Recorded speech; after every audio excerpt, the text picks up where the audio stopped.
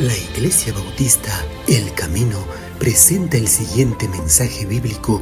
Tome su Biblia y disponga su corazón para el mensaje de hoy.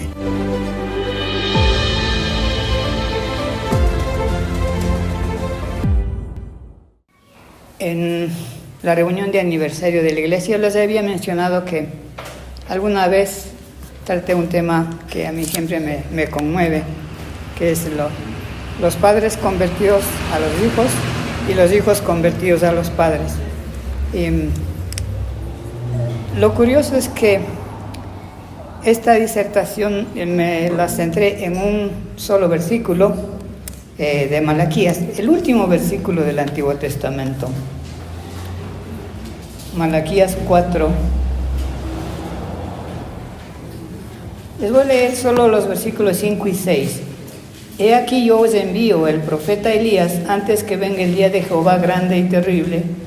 Él hará volver el corazón de los padres hacia los hijos y el corazón de los hijos hacia los padres, no sea que yo venga y hiera la tierra con maldición.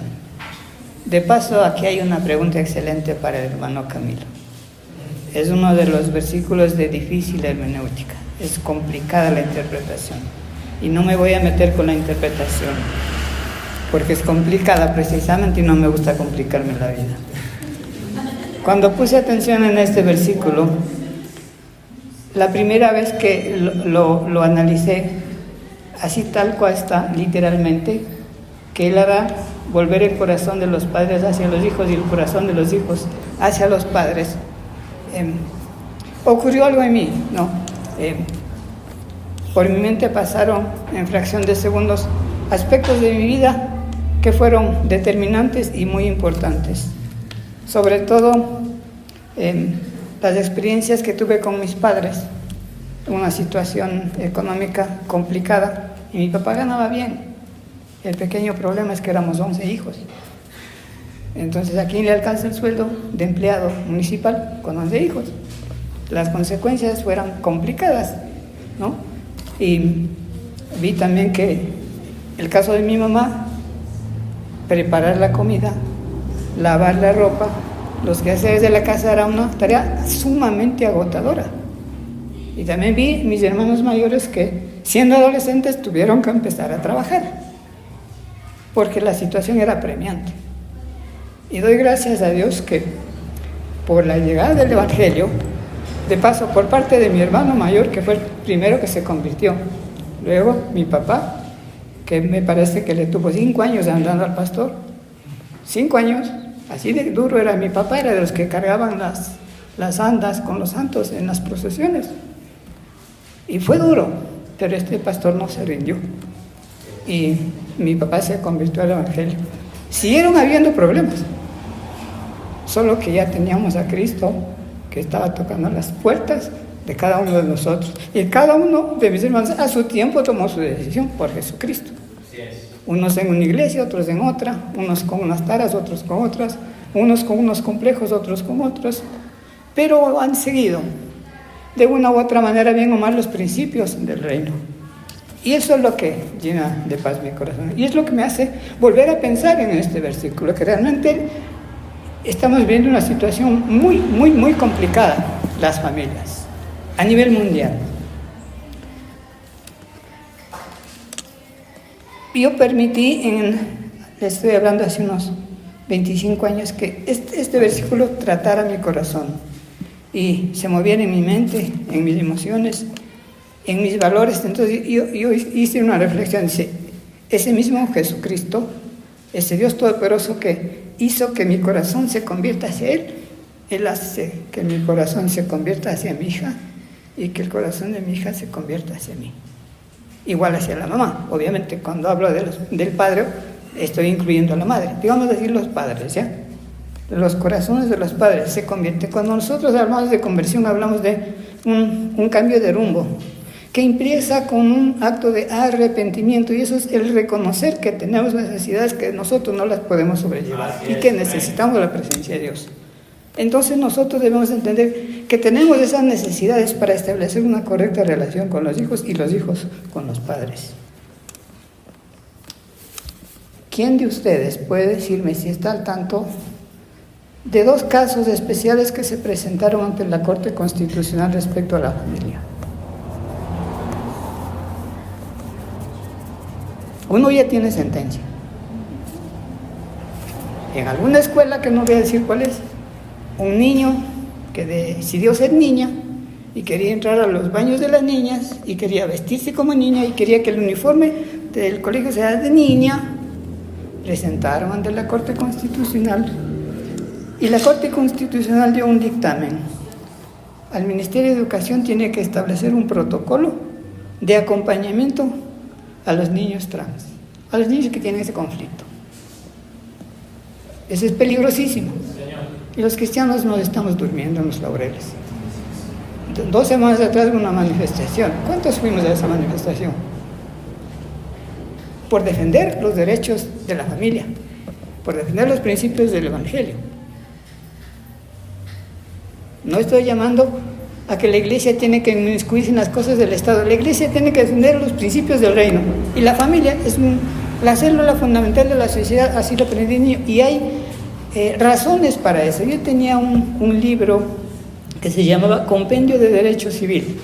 No me acuerdo el nombre del autor. Pero en esos mis días de desbalance hormonal le regalé a un hermano que estaba estudiando Derecho y me quedé sin ese libro. Y él hacía el estudio de todos los artículos del derecho civil, pero daba sus conceptos desde el punto de vista de la mal llamada derecha, conservador. Políticamente yo soy liberal, conservador de derecha, para los que no se han dado cuenta. Y eso no tiene nada que ver con cristiano y como hijo de Dios. Porque aunque sé que no soy de este mundo, estoy en este mundo, y mientras esté en este mundo tendré que tratar de influenciar en la sociedad. Tendré que sufragar y tendré que elegir a la persona menos mala o la que yo creo que puede generar menos problema a la sociedad. Porque aunque les parezca difícil, el gobierno siempre es un problema para la sociedad, cualquiera que sea. Porque el Estado no es idea de Dios.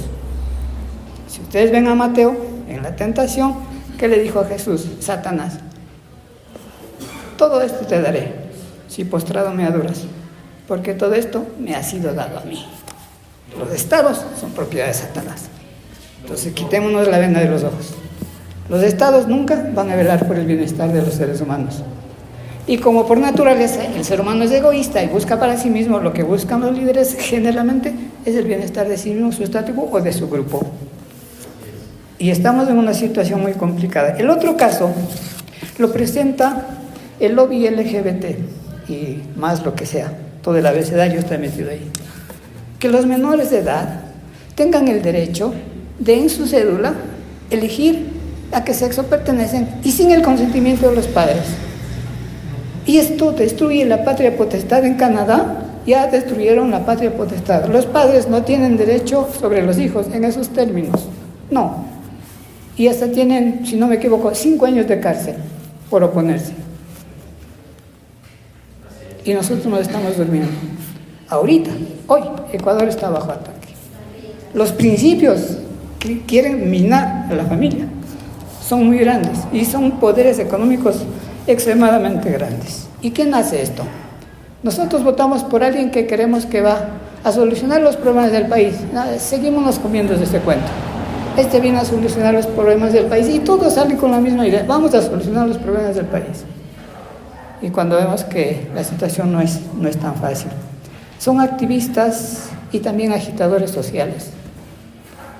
Y resulta que muchas de las leyes, desde el 2007, se hicieron en función de un Estado que dirige su atención hacia grupos minoritarios, y esos conceptos de grupos minoritarios se ponen en las mayorías. La gran mayoría del Estado, de los pobladores del Estado ecuatoriano, no quiere eso, pero es la gran mayoría silenciosa que no hace nada. No recuerdo el nombre de una persona que dijo: para que el mal triunfe, solo es necesario que los buenos no hagan nada. Para que el mal triunfe, solo es necesario que los cristianos no levantemos la voz. Suficiente. Para que este tipo de leyes se nos impongan. Y cuando se nos impongan, muchos que queremos predicar la palabra de Dios tal y cual está aquí, podemos ir a la cárcel y tener multas sumamente grandes. Porque ya no podemos decir que El homosexualismo es una aberración, es un pecado y es una degradación moral, porque nos acusarán de crimen de odio, etcétera, etcétera, y ya saben, y llegaremos inclusive a ser perseguidos por la ley. Entonces nosotros debemos tener mucho cuidado de quién elegimos y debemos también investigar, ser curiosos en ese aspecto. Yo les doy un nombre para que puedan investigar. Pablo Pérez López es un catedrático de historia de España, es un historiador de una universidad. Y si les pregunto, ¿saben de la revuelta de mayo del 68 en París, Francia? De paso, ahí inicia el movimiento woke que está de moda. Muchos no saben cómo definirlo porque realmente no tiene definición, porque son muchas cosas metidas ahí. Pero partes de esas están entrando ya en nuestro país. Por ejemplo, esto de la niñez trans es sumamente peligrosa porque son situaciones que no son reversibles. En el momento que se meten con esas cirugías no hay vuelta atrás. Y estadísticamente se ha bajado el periodo de vida media, si no me equivoco, a 35 o 40 años. Las personas que se someten a este tipo de cirugías no van a vivir más de 40 años, porque toda su vida están destinados a seguir tomando medicina. ¿Y quién cree que está atrás de toda esta difusión de estas cosas? Los productores de medicinas. No digo que todos estén mal, pero cuando hay dinero, vea, los principios como que quedan a un lado, por la naturaleza pecaminosa del ser humano. Y por eso nosotros debemos dar gracias a Dios que, aunque mantenemos la naturaleza pecaminosa, que es ese algo interior que nos impulsa a alejarnos de Dios, tenemos también entre nosotros, viviendo en nosotros, el Espíritu Santo de Dios, que Él es que nos da la victoria. Y como dice la Escritura, es el que cuando somos tentados dice, nunca más allá de lo que podemos soportar. Y cuando estamos en esa situación nos muestra la salida. Nosotros decidimos si tomamos o no la salida que el Señor nos ofrece. Estos agitadores sociales, por ejemplo, bueno, nosotros sabemos que los que aceptamos la medicina y la ciencia médica permitida por Dios, que los hombres tenemos una hormona que se llama testosterona, es la que hace que se diferencie la voz, la que no es diferente, ya.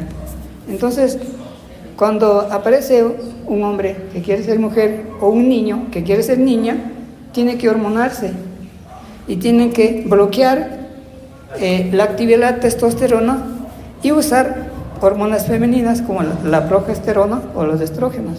¿Qué hace eso? Empieza a disminuir esto, empieza a cambiar la voz, pero no es que ya se acabó, eso es de por vida. Si ustedes se ponen a pensar, los que tenemos familiares o padecemos de hipertensión, debemos tomar una pastillita para la presión. Digamos que estadísticamente está por $1 diario. Entonces usted se come $1 diario en una pastillita para la presión. Y estas hormonas no cuestan $1 diario, cuestan decenas de dólares. ¿Y cuál es la idea? Como nadie va a poder pagar, entonces hay que meter al Estado, para que el Estado financie y pague ese tipo de cosas. Yo estoy de acuerdo con algunos presidentes que dicen, está bien, que hagan lo que quieran, pero no obliguen a los demás. Y si quieren hacerlo, háganlo con su dinero, no con el dinero de los contribuyentes. Me salió un poquito, pero es para tener el contexto. Esto está pasando en Ecuador. Recuerden, la segunda sentencia esta del lobby LGBT, de eso del asunto del registro civil, todavía no han llegado a una sentencia. Y en la sentencia anterior, inclusive en el mismo párrafo que manda la Corte Constitucional, dice que no tienen en qué basarse. O sea, no tienen estudios como para dar un dictamen. Y por eso aconsejan que se genere un protocolo de acompañamiento. Y yo como cristiano haría un protocolo de acompañamiento para que vuelva al redil.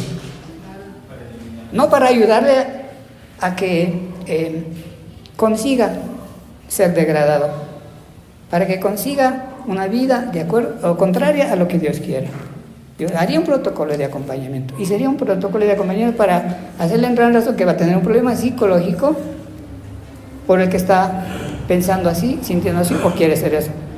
El problema es que a los demás, a la gran mayoría de pobladores, nos tildan del problema psicológico cuando nos dicen homofóbicos, porque fobia tiene que ver con problemas psicológicos. Y así el mundo está patas de arriba. En resumen, lo que quiero decirles es que los padres pueden convertirse a sus hijos y sus hijos a sus padres. Juan el Bautista, según lo que dice Juan 1:17, dice que vino Juan el Bautista para hacer volver los corazones de los padres a los hijos y de los rebeldes a la prudencia de los justos, para preparar al Señor un pueblo bien dispuesto. Es decir, para producir una metamorfosis, una transformación, para apaciguar las relaciones entre unos y otros, específicamente entre padres y hijos. Y en Proverbios hay un montón de pasajes que hablan a los padres y también a los hijos. En el Nuevo Testamento también hay consejos del apóstol Pablo a los padres y a los hijos, para mantener la armonía de la familia como célula fundamental de la sociedad.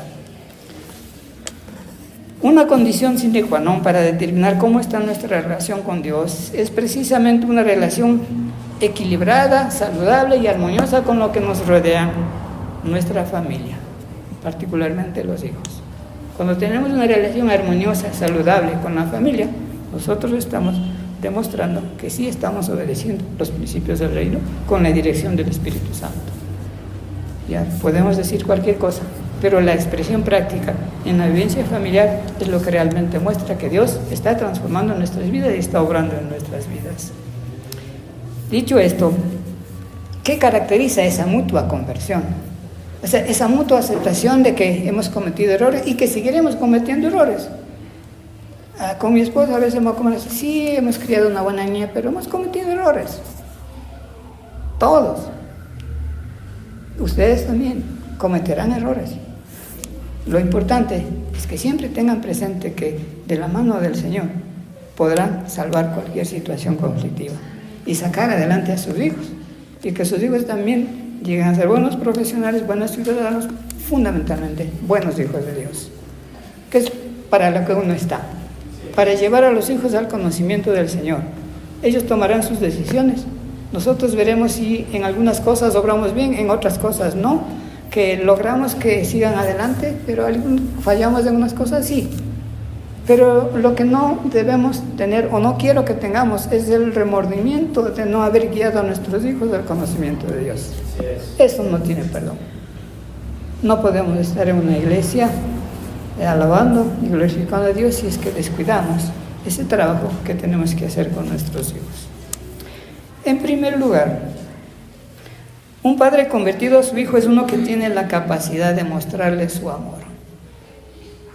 Cuando es bebecito es fácil. Se deja, no tiene otra.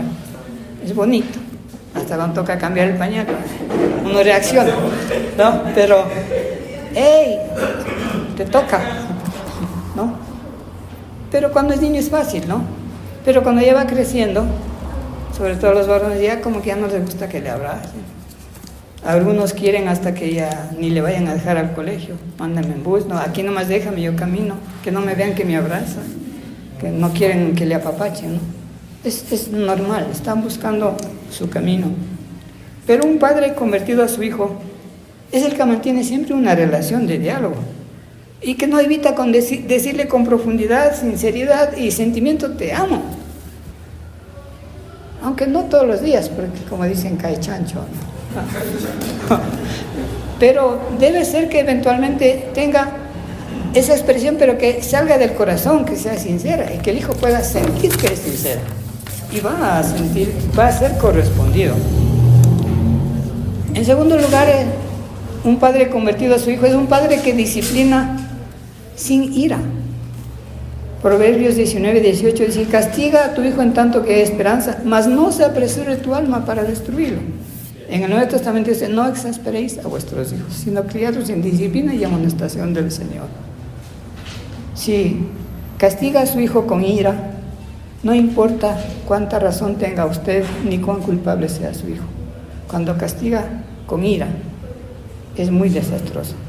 Y eso no produce crecimiento ni un enlace de relación entre padre e hijo. Tal vez hayan escuchado, a mí me conmovió mucho una historia de un niño que cogió un tillo y le rayó el carro al papá. Pasó y le rayó el carro. Y este hombre, se entiende, sin conocimiento de Dios, se enojó tanto que le castigó y tuvieron que amputarle las manos. Y el niño le dice: papi, yo no te vuelvo a rayar tu carro, pero devuélveme mis manos. ¿Qué hizo ese padre? Se pegó un tiro. Son casos extremos.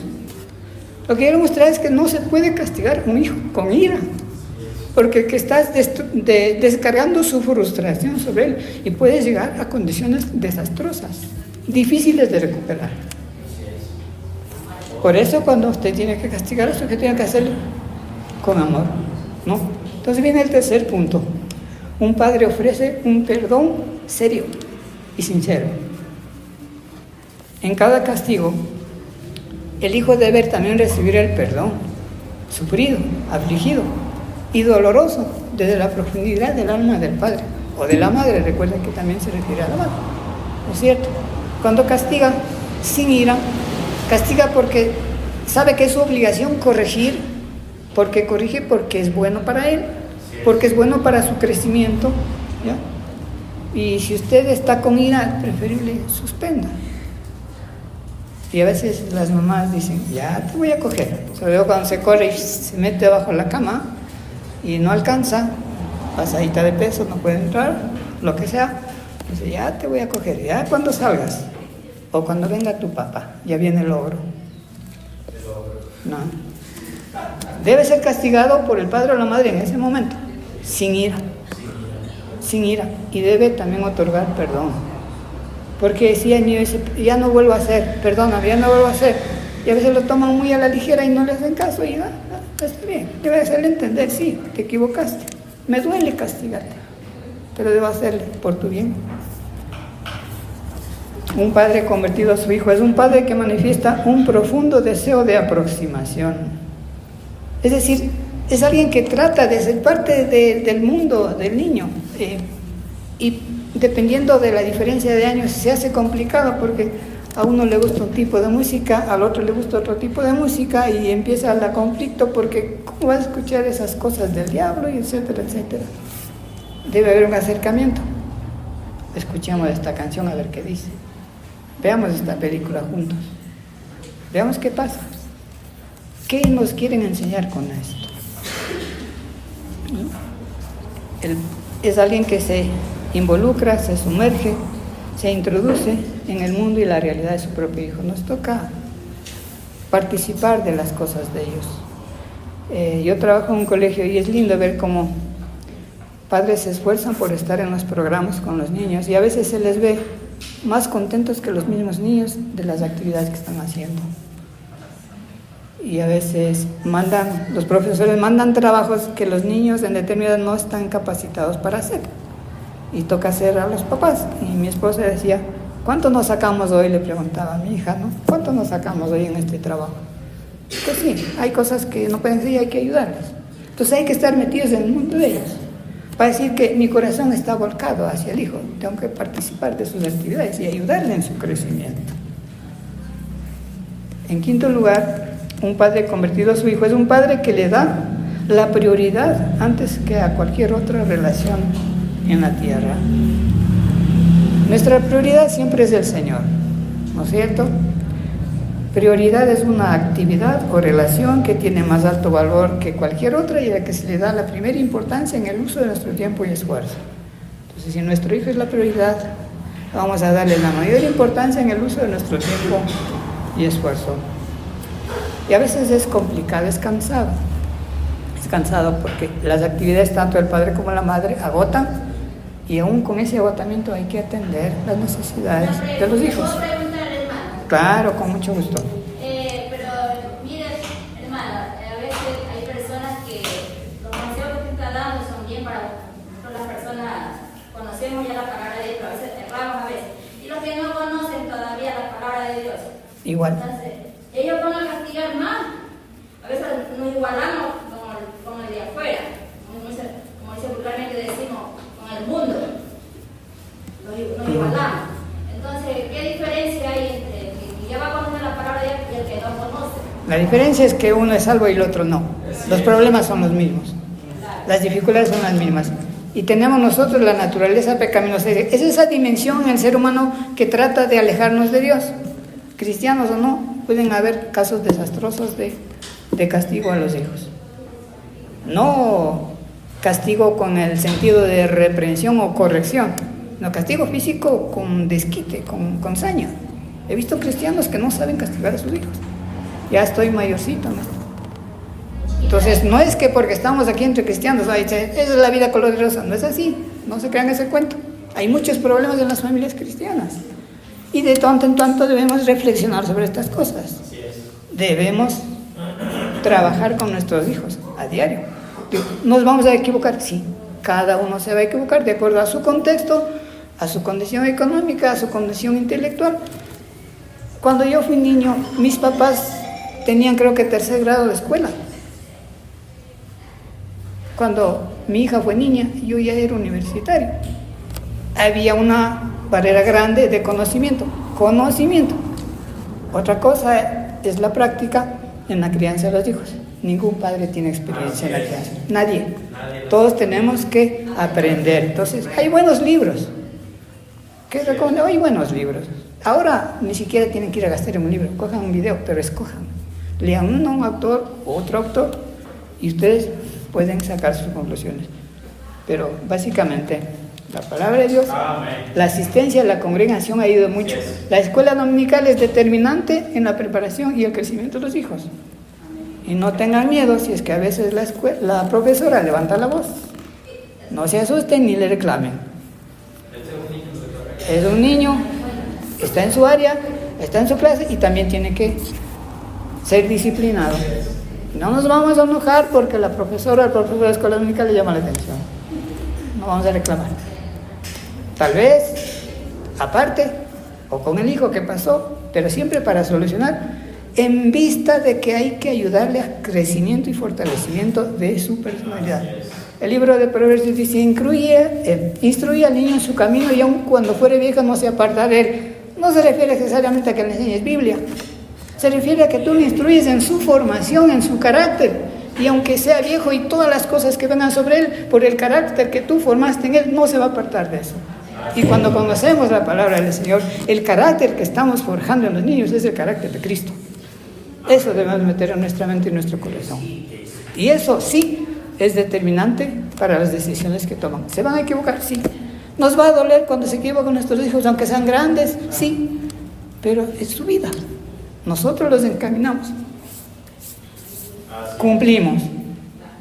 Bien o mal. Con errores cumplimos. Ellos tomarán sus propias decisiones. Y a veces nos va a doler. Eso de un padre. Y los hijos. ¿Qué es un hijo convertido a su padre? Un hijo que desea estar cerca. Un hijo que desea estar cerca del padre. Lo más desastroso sería que un hijo no quiere estar en la casa, quiera salirse y que no quiere participar con nosotros. Un hijo que acepta incondicionalmente a sus padres. O sea, no les está reprochando su forma de hablar, su forma de vestir, no les reprocha su economía, no les reprocha su preparación, sino que él acepta incondicionalmente a sus padres, tal y como son, con sus virtudes y sus defectos. Un hijo también que se convierte en un padre es un hijo que le demuestra su amor, o sea, a pesar que sea niño, grande, adulto, ya casado con su familia, pero va y a sus papás le muestra su amor. Ese es un hijo que se ha convertido a su padre, o sea, que dejó todas sus taras, que cambió de rumbo, o sea, se arrepintió de ese alejamiento de su padre, cambia de rumbo y hace un acercamiento con él. Ese es un hijo que se convierte a su padre. Es un hijo que está dispuesto a obedecer. Y a veces uno llega a la adolescencia y como que ya se cree más sabio que el papá, ¿no? Y tú ya no me digas nada, yo sé más. Y realmente en muchos casos saben más, en tecnología sobre todo. Y toca a uno luchar para ir un poquito atrás, no digo ponerse igual y superarle, ¿no? pero es complicado. Y los hijos deben estar dispuestos a obedecer, aunque sepan más. Los hijos deben estar dispuestos a obedecer. Aunque ya sean universitarios, aunque estén casados, deben estar dispuestos a obedecer a sus padres. Los padres no les van a imponer, les van a dar sabiduría, les van a dar consejos. Y el hijo debe estar dispuesto a aceptar eso y a analizar lo que los padres quieren decir. Y también un hijo que es convertido a su padre es uno que forma parte de los planes de sus padres. Cuando es niño es fácil, nos vamos a tal lado, nos vamos, ellos van felices. Pero llega una edad donde nos vamos, yo aquí me quedo. Si quieres déjame aquí y tú te vas allá, ¿no? Es el proceso natural, va a haber una separación, ¿no? Pero es bonito cuando los hijos, en honor a los padres, se meten en los planes de los padres y aceptan los planes de los padres. Porque los padres no hacemos planes para destruir a los hijos. Hacemos planes para mantener un tiempo adecuado de aprendizaje, un tiempo de relax, de compartir, de estar juntos, viendo una película, comiendo canguil, o sin comer, o paseando. No se requieren a veces recursos grandiosos para compartir. Una agüita de cedrón, pero estás con tus hijos y estás en paz. Y es suficiente porque el tiempo que pasas con ellos no lo vas a poder recuperar nunca. Como padre o como hijo, nunca lo vamos a poder recuperar. Entonces sí les aconsejo a los que quieran, pueden anotar su nombre, Pablo Pérez López, pueden poner Revolución Mayo del 68, y les va a dar un dato histórico que a mí me dejó impactado, es impresionante. Cómo este movimiento, conocido ahora como woke, donde mezclan todo, está el LGBT, están los feministas que son desorientados realmente de lo que es los derechos de la mujer. De paso, los derechos de la mujer fueron inicialmente defendidos por sacerdotes católicos, por evangelistas y por liberales. Nunca estuvieron la gente de izquierda. Lo que hicieron únicamente es destrozar a los países y actualmente están destrozando a la familia. Y no podemos permitir eso. Pidamos pues que el Señor nos dé sabiduría para seguir adelante, peleando por la familia, por los principios del reino, y que pase cualquier circunstancia que se avecine sobre nuestra sociedad, siempre tengamos el valor de presentar el Evangelio, pese al riesgo que implique para nosotros. Esperamos que este mensaje haya sido de bendición para su vida. Recuerde que este y otros mensajes los puede volver a escuchar visitando nuestra página web ibelcamino.org y belargaelcamino.org. Puede visitarnos también en nuestras redes sociales o en su podcast favorito.